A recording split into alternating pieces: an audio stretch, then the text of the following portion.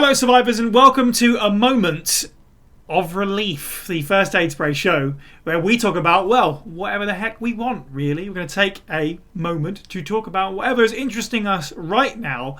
And I am Sai, joined by Steve. Hi. Joined by Berger. Hello.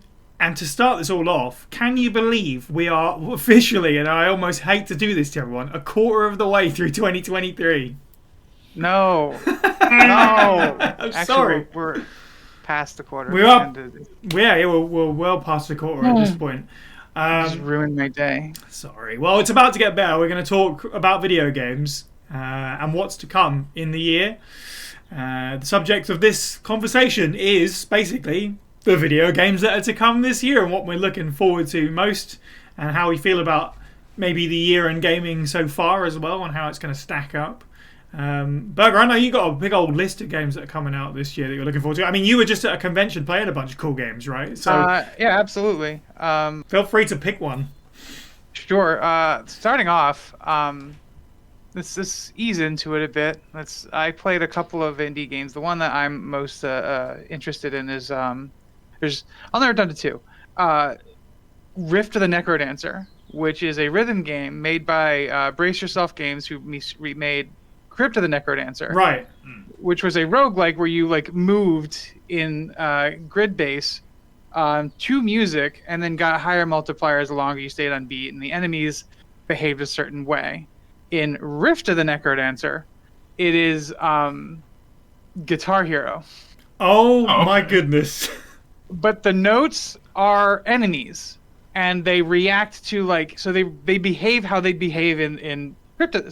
So the green slime is just one hit. That's your standard Guitar Hero note, and it's left, right, up, and then back is all three lines, is the controls. And then a yellow slime comes down and it goes boop and it jumps back and takes a second hit. Okay. Wow. And then, okay.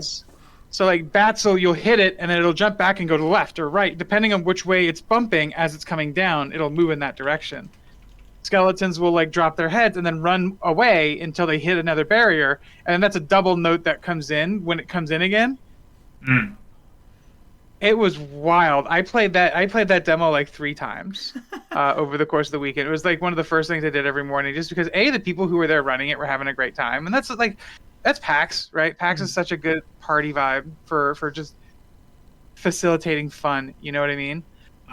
So that was the one I played, and then the other one I played, that's my big one, my favorite indie game of the year, was called Blackout Protocol, which is a wave control, top-down isometric twin stick shooter, where the theme is that you're an SCP agent, not controlled. Right. It's a little, but similar vibes, and it was neat. That was fun. I like how the wave management feels. Kind of did either of you play the zombie game that was on PlayStation? That narrows it The down. Last of Us? Days Gone. Little known game? Days Gone. Days Gone had Okay, really yeah. fun. They had the hordes, and the horde management, when you were engaging with one, was really satisfying to me. Just in terms of you're chunking away at it with your abilities, you're throwing grenades, and each time the chunk gets smaller and smaller, and then That's it just feels satisfying when you kill the room, and you're just oh my god, I'm done. And that's what Blackout Protocol feels like, is you clear a room and then you're you need that moment to breathe. Left 4 Dead is a good example. But it's top down, and I enjoyed that. Those are the 2 indie games that I played. I had no idea they were making a new Necrodancer game. That's the first I've literally heard of it.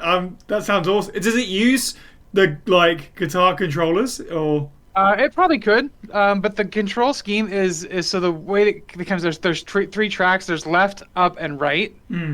I didn't even talk about boss fights. So it's left, up, and right, and then that's where the enemies go, and then if you hit down, she does a power chord, and all 3 lines go. Sounds awesome.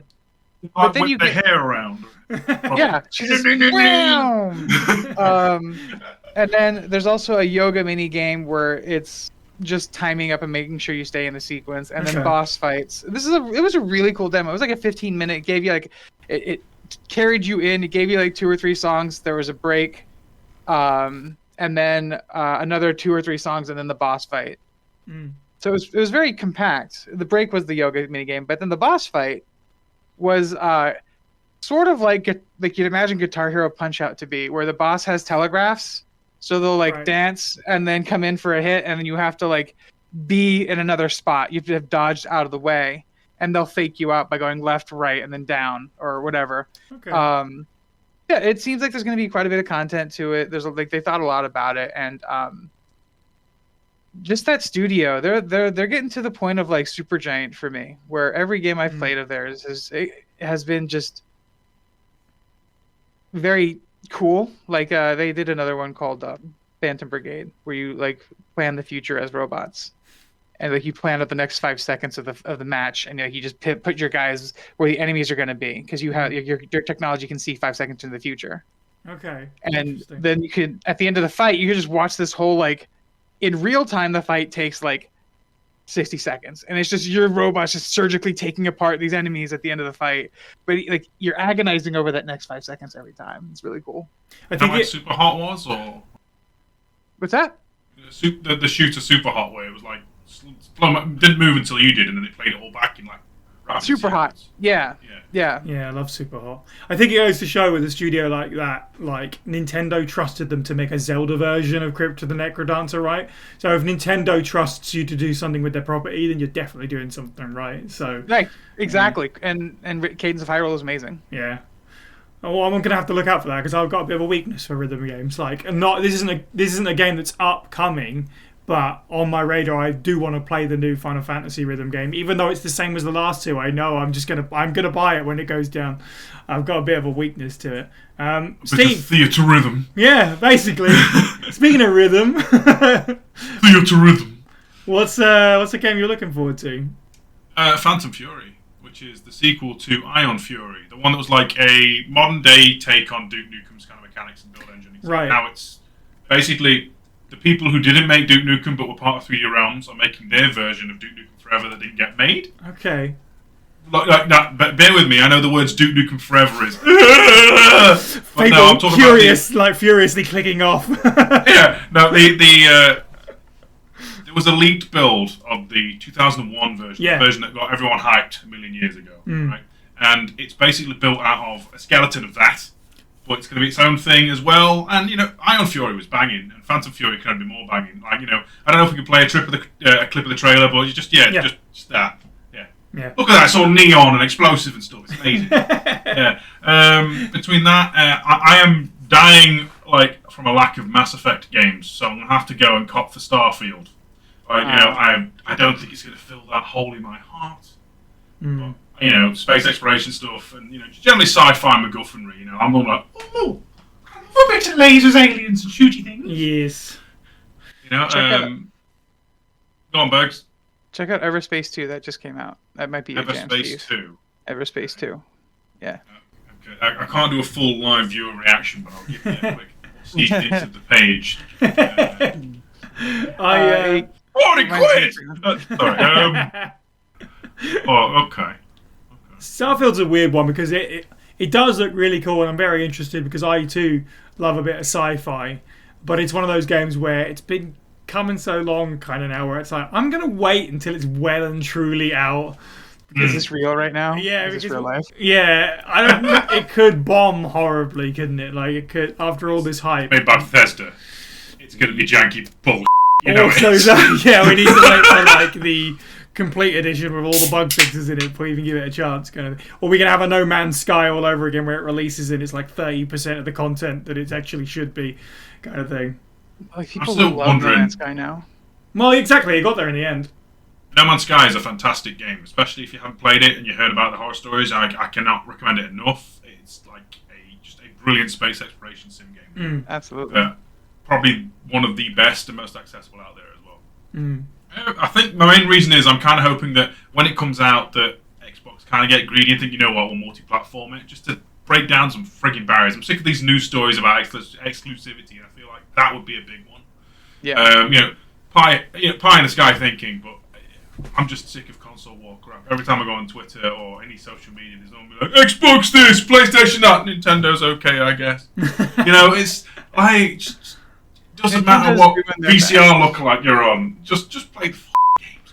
Come on, relax. Yeah, absolutely. I'm glad I don't see a lot of that kind of stuff, but when I do, it's incredibly pathetic, and more than that for me, it's seeing them so hungry, like snapping up studios and then go like, mummy, they've got that toy, I want it too. Like, it's gotten to that level now where the studios are pathetic as well about the whole thing. Yeah. It's just like, oh, yeah, absolutely. oh, I can't. One of them are the Transformers license, so they're all crap anyway. Yeah, fair. That's fair. Mine are from actually from the OK producer publisher that you just mentioned there. They're doing their own thing. I feel like this year, what's left to come of it's a little weird. Like, outside of something like Starfield, which is obviously like a big deal because Bethesda are a big deal. I don't feel like there's a huge amount of AAA stuff that we know about coming out sort of in the latter half of this year. And I guess that's kind of true of Nintendo as well. Like, it seems weird. Like, they don't have a holiday title this year. That we know of anyway. That we know of, right? We might find something out in the summer. You know, knock on wood. Zelda, though, right? Knock on wood, Metroid Prime. But yeah, Zelda is one of them. When this video comes out, it's probably already out, but Tears of the Kingdom comes out in May. I didn't like it. I didn't much care for it. Okay, I get that, honestly. That's a preemptive hot take for right when it's the sizzle reel. There's your short right there. I preemptively didn't like it. Unless the critics hated it, in which case I loved it. Yes. I am also right on the line with it because I've only played Breath of the Wild once when it came out, so I'm ready to play another Breath of the Wild, but I really could just start a new save file and enjoy it again right now if I wanted to. The reason I'm not doing that is because Tears of the Kingdom is nearly here, so I don't want to exhaust that experience by having it back to back. Because it does look almost too similar. But same thing with Horizon 2. Yeah, although that's the thing though, Horizon 2 really tightened up the gameplay. There were so many cool additions. And the Tears of the Kingdom video that came out recently as we record this, where they showed the new mechanic, kind of won me over. I was like, right, now I understand why this has taken years. You can grapple any item in the game to another one. I'm like, okay. So yeah, it's I'm cool. intrigued. I'm definitely intrigued. And I loved Breath of the Wild. So, yeah. That reminds me of is it Just Cause 2 or 3 where they had the whole, like, you know, you can slap a thing onto a thing and just want to go. It's Just Cause 2. Is it 2? And now you. Yeah. It got progressively more crazy as the series went on, but that was first in Just Cause 2. Tying a car to an airplane kind of thing. Yeah. My favorite was to do a guy to a barrel, and then you shoot the barrel and it goes flying off. Yeah, that sounds like those games, all right. The guy just The other one is Pikmin 4, which comes out this summer, I think. That is a kind of the reverse case where it's like, oh my god, a new Pikmin game. I'm not even the biggest Pikmin fan in the world. I do sort of, with the Nintendo franchises, I kind of swing for the fences a little bit with the underloved ones. It's like, yeah, actually, I will pay out for games like this so they get a little bit more. So Nintendo go, oh, we should probably make a new Pikmin game more than once every 10 years. So I liked Pikmin. I've not played 2, but I played 1. It was pretty decent. I really liked 3. I've heard 2 is the best, so I've made a mistake there, obviously. But 4 looks gorgeous. The new camera system is interesting, and it appeals to that, like, Honey, I Shrunk the Kids, like, you know, everything's giant kind of world. I love that kind of stuff. I'm wandering through blades of grass. They look like they're really heading in that direction so far with Pikmin 4, so I like that part of it. Cool. So I need more of that. Yeah. A little bit of what do they call it? The grounded vibes from it. Yes. A little bit. Yeah. I can't really. Isn't it like a multiplayer survival game, basically? But it is, yeah. Shrunk the Kid small.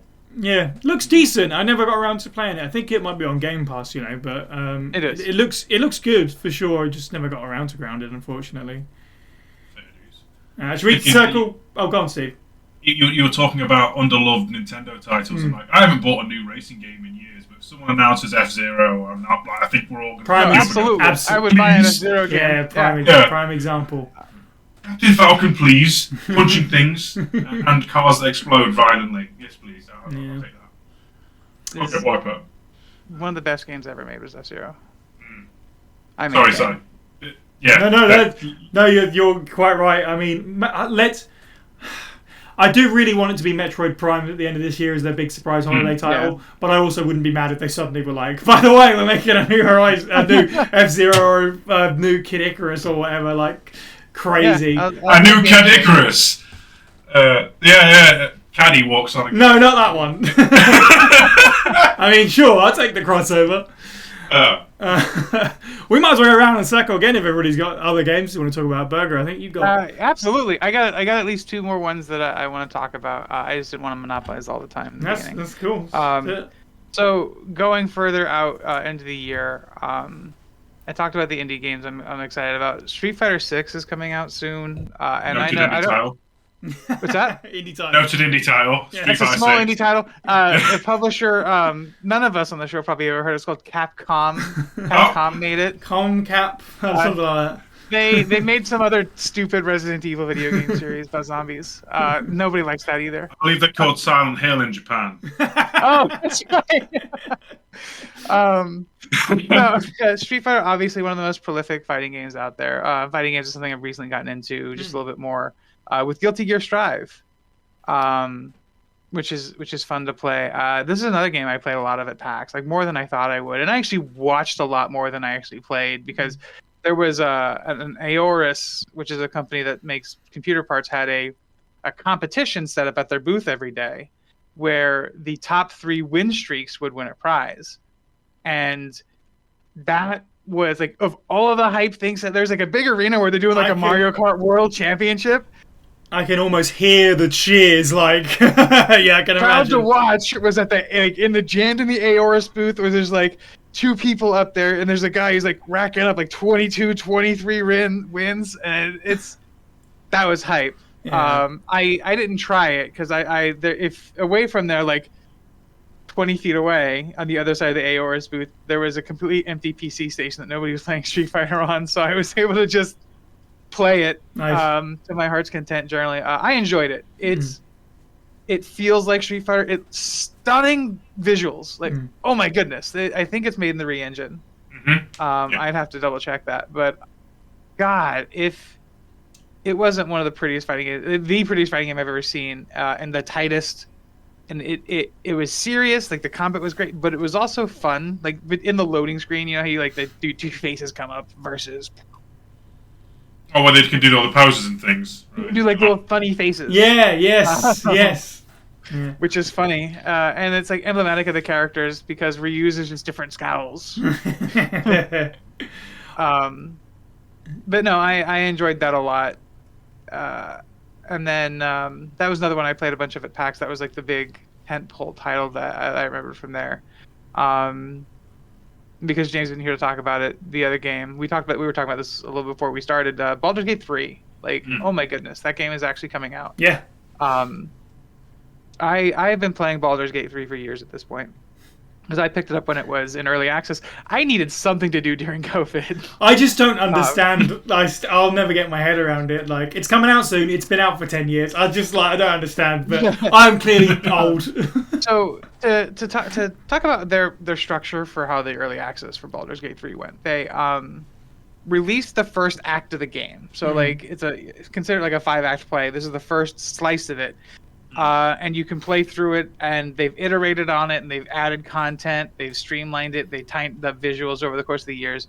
And every couple of months, they do another patch where they'll add like a new class or add a new something. I did a couple of like main playthroughs of the whole thing back when it first came out, just to really enjoy it.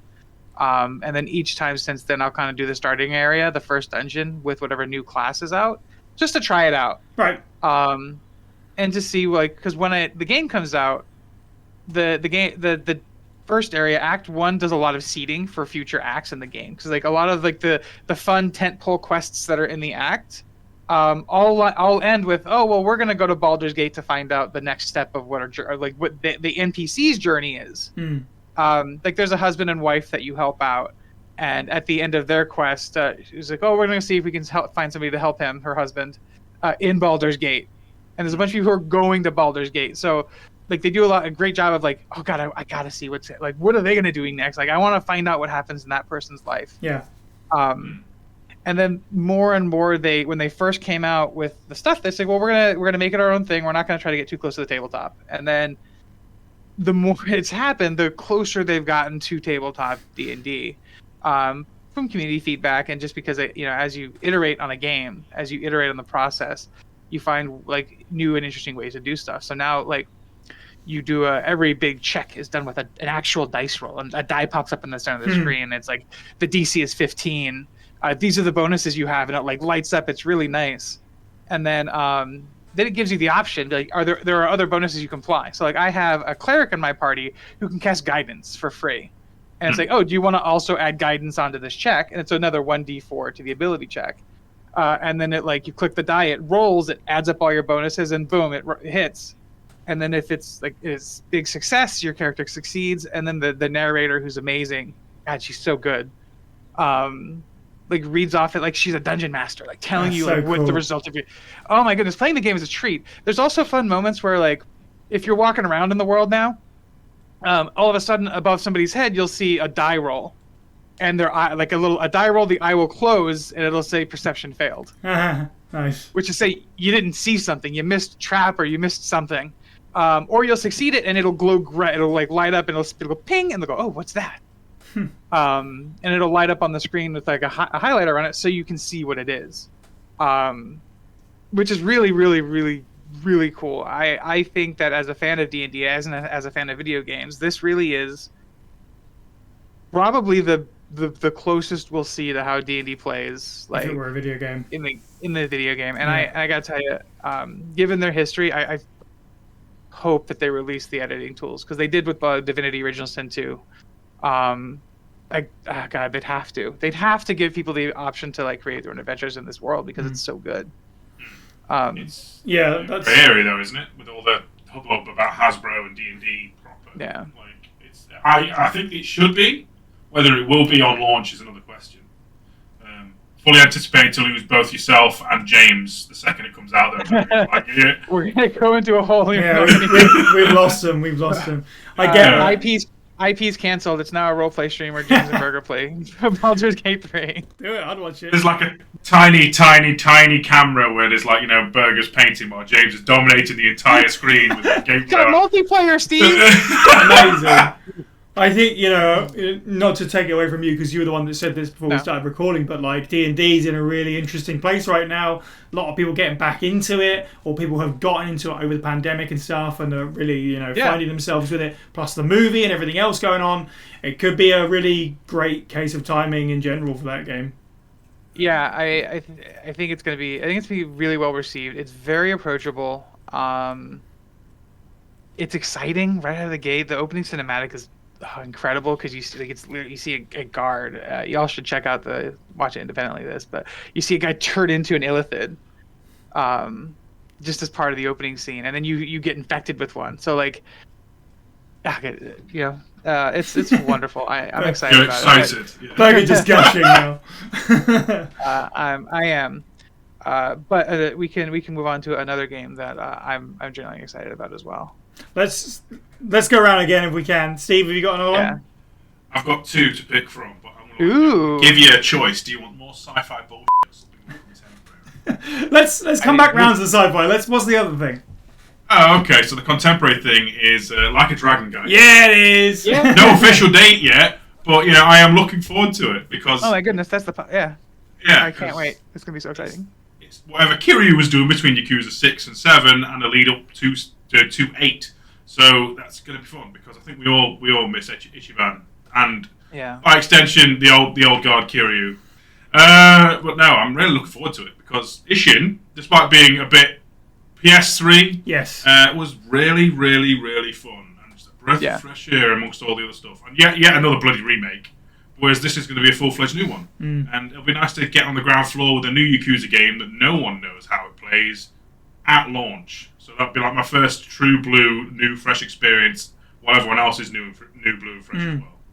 And just looking forward to that, really. I just hope they put a jukebox in this time, because the same battle music day after day after day drives anyone crazy.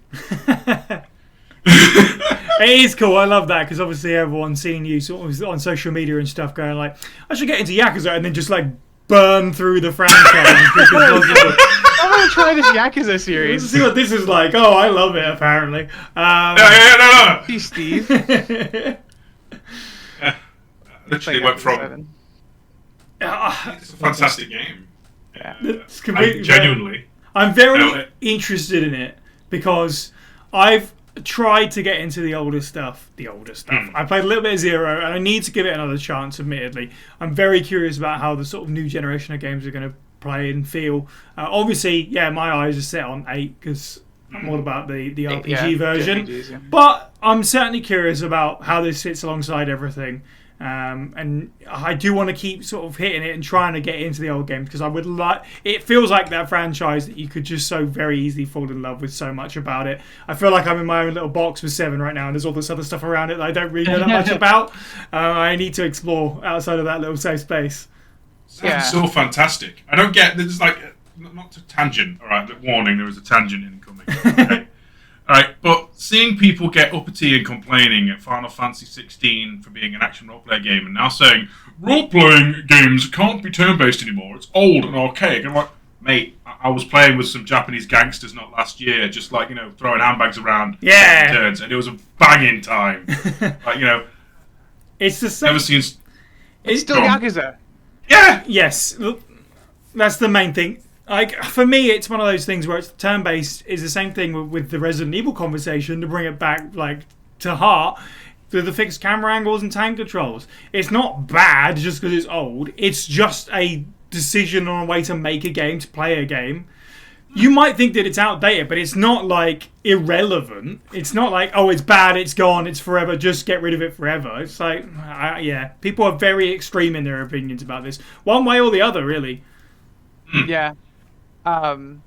Absolutely.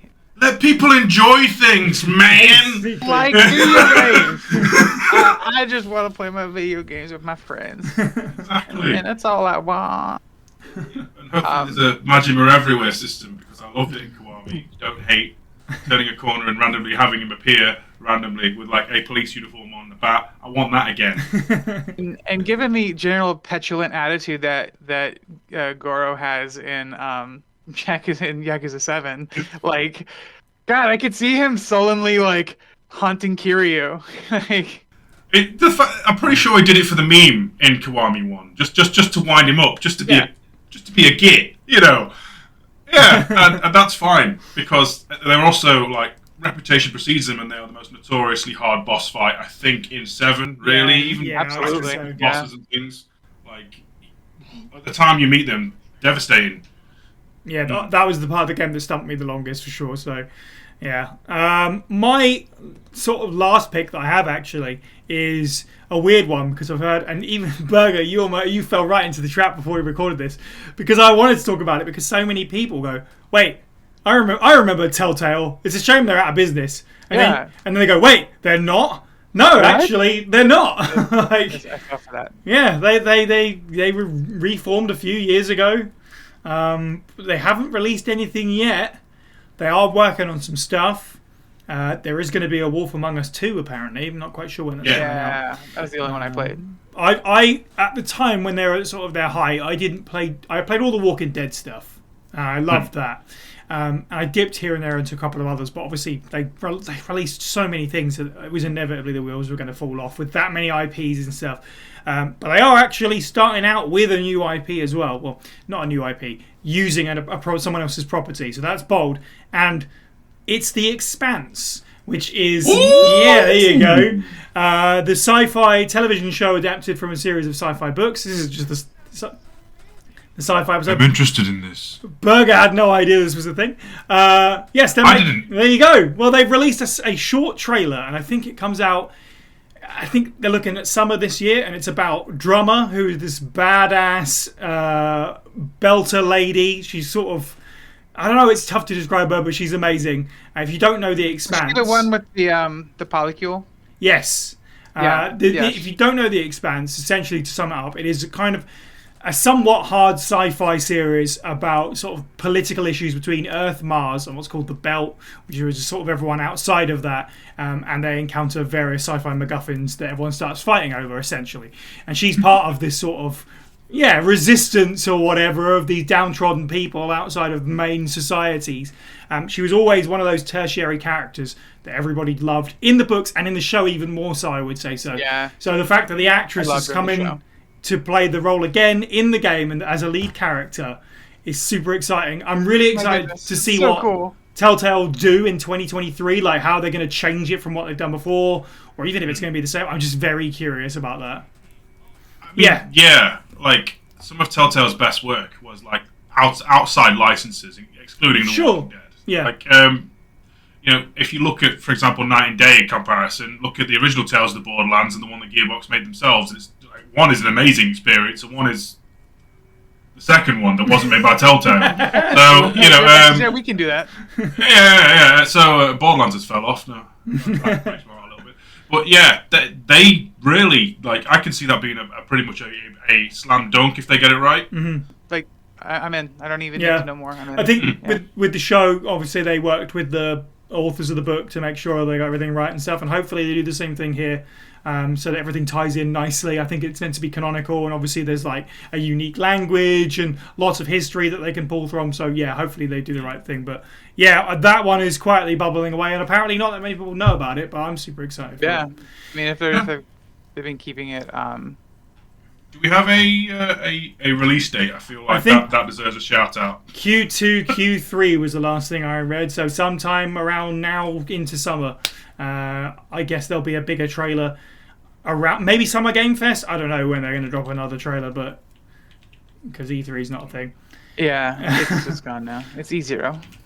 Come on, the internet, give me information. Okay, comments, please just post this information for Steve 3 months from now. Yeah, the summer 2023 is allegedly the first game. There you go. Of an episodic series. Okay. But if it be a Telltale game, canon, that's brave for one reason, and that is that you can only choose your own route. Can't you? As far as I know, anyway. So, I mean, watch that be horrifically wrong, but all the same. Burger, you got one more? I do. And Steve already said he hated it. It's okay, me too. So go ahead. Cool. So one of the other cool experiences I had at PAX that was really fun, and it was one of those things where being one of the organizers at PAX is a very strict rule of like no using your status as like to get ahead. However, this is about to get dangerous. No, you're about to say something you shouldn't. It is not. However, I pushed through all these keys. Spill the tea. No, I just asked questions. So like I was able, like I don't know. I asked what, like how do I as an attendee, and I asked this of my colleagues, like how do I as attendee get into a panel I want to see, and they said, well, you go line up, and I said, so when? And so, well, you go have to ask them. So I did, and I went over to the it was the panel was started at 2. I was told that I went back in the morning, said, oh, be here at noon, and I said, where? And she said, well, we'll tell you then, because they don't want people just congregating. So I went and I did my thing, came back at like 11:58 or so, and I was like, so what do we do? Like, what's the thing here? So like, and I noticed that people are walking across this like bridge, just back and forth, and as I'm asking the question, and she goes, oh, take a step back and right there, and then everybody just like queued up, and it was like all of a sudden in like seconds, that I was completely surrounded by people. Never a pleasant prospect. Yeah, it was wild. Mostly French Canadians. They were lovely. Okay. But it was wild because again they don't let people do it, but people were just like around. They knew where to be and they were like hovering like sharks. And I'm like, well, what? It's just a panel. I'm told that this room never fills up because it's like a 4,000 seat theater. Like, what's the big deal? This was the Final Fantasy 16 panel with Naoki Yoshida and the localization director for the game, Koji Fox. Talking about the game and like doing gameplay demos and stuff, and I was like, okay, so that's wild. Like, I don't know why everybody's like losing. If the theater's not going to sell out, why are we out here? Turns out the first 150 people online get a ticket to a autograph session with Yoshi P. Amazing. And Koji Fox, and you get a bag and like there was extra swag, and I had no idea. I had no idea that was the case, so I was really excited. I was number 17 in line for that, and I did. The panel was great. It's interesting to see, like you could tell that Yoshi P, that's what they call him. Naoki Yoshida is the producer of the game. Everybody calls him Yoshi P. He works on Final Fantasy 14. Really knows how to work a room, like, and it's evident in his like he's a stylish like middle-aged Japanese guy. He he feeds the crowd, and he has a comfort with playing his game and talking about it at the same time. Yeah, that is, like, to me, makes me more confident in Final Fantasy 16 as an IP, because he's playing it and he's looking like he's having a good time doing it. Granted, he's the producer of the game and he should know how, but he's talking with ease about the systems as he's demonstrating the systems at play. Mm. And the team behind the game is stacked. It's got some of the guy who did the combat for Devil May Cry, some of the people who worked on Street Fighter for the kaiju battles that are in it. Oh, okay. Because there's the game, like the Devil May Cry style action game, which if I were to make a conflating statement about it, it looks like it would be a Devil May Cry Souls-like almost in terms of execution and difficulty of how the systems work, because there's a really great dodge and parry mechanic that you can utilize. There's a bunch of fun special moves that you can build into. But it's also RPG elements, and it's challenging. He says it's going to be a challenging game, so then they talk about the accessories that they give you that can mitigate the difficulty of the game. Auto dodge is one of them. What was the other one? The one that instantly links your next attacks, like, so you only have to hit the one button instead of having to hit different buttons for combos. Right. Okay. More health, less damage, not able to die. Like, those are the different accessories to, like, mitigate the difficulty of the game. Looks beautiful, stunning game in terms of visuals. Interface is clean and light. I went in skeptical. I wanted to see it because I wanted to go, because this is the Final Fantasy panel. I wanted to see it. I left really excited. Awesome. About Final Fantasy 16. Like, I wasn't super excited, but now, like, I'll gamefly it. It'll be on my gamefly list. Interesting. Like, the way you describe it makes it sound like it could be the sleeper hit, to be honest, because it doesn't feel like that many people are talking about it, especially like in a wider sphere. I mean, to be honest, that is a really solid concept that I really like for Final Fantasy. I've really fallen off, obviously, like, that could be a whole podcast episode in itself, to be honest. But the Starfield, I didn't realise that about the stuff. Like, that's really interesting. So, yeah, this could be a surprise one, I think. Yeah, it looks good. I can't wait to play it. I like how we started this whole endeavour going, there's not many games out there, is there? Turns out there's a few. But they're all coming out in the summertime. It's like the summer blockbuster season, but for video games. Yeah, that's true. Because both Diablo... We didn't even talk about Diablo 4, but that and Final Fantasy both out in June. Ooh, okay. Yeah, competing market, I think, a little bit there. But, yeah. Steve, what's your last sci-fi BS? If it actually comes out, System Shock. Yeah, that's fair. Well, that was at PAX 2. That was really good. Was it actually... Okay, the only issue I had, the last demo they had, is the melee still kind of feels a bit... not very impactful. It's... especially off the back of, like, RE4, where a kick feels like it could shatter stone. You know, it's a bit... Oh, one of my sound panels fell off. Clip that. Yeah, I would like to see that, because, the Bioshock stuff is something I played, during my college formative years. I know of System Shock's legacy. I've played games related to it, but I never played the first one properly. Yeah. I like what I see. It's just, it's also half and half vaporware, because every time it's meant to be coming out, it doesn't. And the idea of malevolent AI is always awesome. Like, even talking naff about the Red Queen in the Resident Evil films, Shodan is on an entire different level. She's like GLaDOS, but a psychopath. Yeah. GLaDOS, but she's not joking. She literally will just kill you. I like that idea. Well, GLaDOS, though, that's the point. Yeah. This is true. Fair. It's going to be an interesting one with the System Shock, because I know we already said it, but, like, there's so many remakes coming out this year that it's also going to get lost in the remake conversation, which is a shame, because it's been such a long time coming. And as you say, it's so informative, the original game, in that way that people don't talk about it as much as it deserves.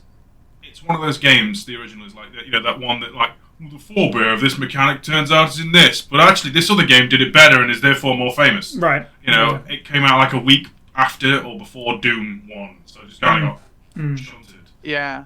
The interesting thing about System Shock 2, System Shock is why I want to say 2, because there is a System Shock 2, which is amazing. It's really leaning into its retro stuff pretty heavily in a really neat way. I think it's a fascinating game to look at. Because it's they made it like super mega pixely. Oh, okay. But, like, it's like the the classic '90s first-person shooter version of the pixel remaster, like from like the way they did Octopath, you know, where it's like 2D, 3D kind of, where it's cool. Like, I'm not gonna lie, I think it looks dope. I would play it on that premise alone, just because it looks stylish, and I liked the original enough that I'm interested. Visually, it looks phenomenal. Like, my only real issue with it is there's not really much music at the minute, and melee hits are a bit whack. Other than that, I reckon it's going to get eaten up in the remake, like, ecosystem right this second, because it's been so long. But it's going to be a phenomenal game, and hopefully it has at least a slight bit of the impact that, like the original Bioshock had or something. Just to bring immersive sims back into the foray a little bit over third-person shooter, FPS, RPG. Yeah. Will it happen? I don't know, but at least Showdown will be back. And that's pretty cool, sci-fi robot villain lady. 2 thumbs up. I'll give it 2 more thumbs up. Cool. I think that'll do it. So thank you for checking out this episode of A Moment of Relief about upcoming 2023 games. If you're watching this on YouTube, get down in the comments, let us know which of the games that we've mentioned you're most excited for. And of course, anything that we didn't bring up, there is probably stuff out there, of course, certainly, but it's a weird old year this year. We'll probably have to do this again at like the halfway point or something to see if we can talk about the rest of the year. Absolutely. But subscribe if you haven't, and don't forget you can support us on Patreon, patreon.com/FA-Spray-Pod, to get episodes of this show and everything we do a little bit early. Steve, thank you for joining me. Bye, everybody. Burger, thank you for joining me. Always, thank you. And thank you for listening/watching, and have a good week.